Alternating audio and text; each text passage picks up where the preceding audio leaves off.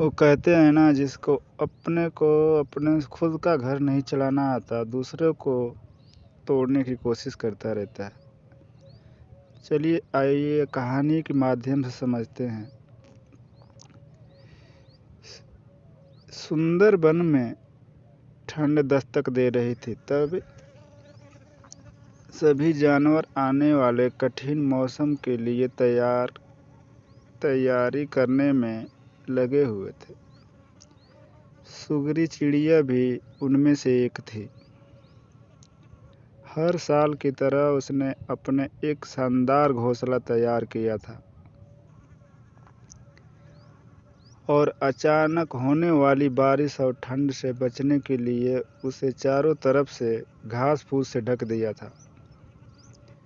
कुछ समय बाद अचानक ही बिजली कड़कने लगी और देखते देखते घनघोर वर्षा होने लगी।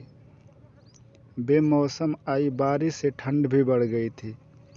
सभी जानवर अपने अपने घरों की तरफ भागने लगे थे।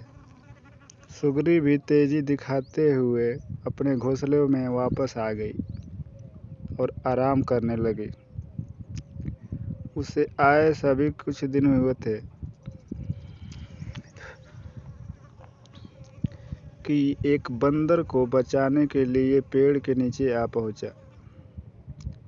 सुगरी ने बंदर को देखते ही कहा, तुम इतने होशियार बनते फिरते हो, भला एक मौसम में बचने के लिए घर क्यों नहीं बनाया? यह सुनकर बंदर को गुस्सा आया, लेकिन वह चुपचाप देखता रहा और पेड़ की याद में खुद को बचाने का प्रयास करने लगा। थोड़ी देर शांत रहने के बाद सुगरी फिर बोली, पूरी गर्मी इधर उधर आलस में बिता दी। अच्छा होता अपने लिए एक घर बना लेते।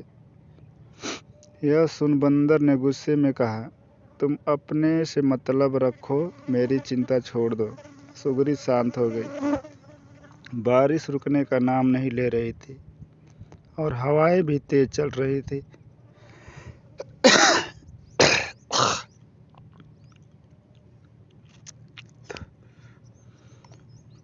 बेचारा बंदर ठंड से कांप रहा था और खुद को ढकने की भरसक कोशिश कर रहा था, पर सुगरी ने तो मानो उसे छेड़ने की कसम ही खा रखी थी। वह फिर बोली, काश कि तुमने थोड़ी अकल दिखाई होती तो आज इस हालात में नहीं होते। सुगरी ने अभी अपनी बात खत्म भी नहीं की थी कि बंदर बौखलाते हुए बोला, एकदम चुप, अपना ये बार बार फुसफुसाना बंद करो। ये ज्ञान की बातें अपने पास रखो, पंडित बनने की कोशिश मत करो। सुगरी चुप हो गई। अब तक काफ़ी पानी गिर चुका था। बंदर बिल्कुल भीग गया था, बुरी तरह काँप रहा था। इतने में सुगरी से रहा नहीं गया और वो फिर बोली,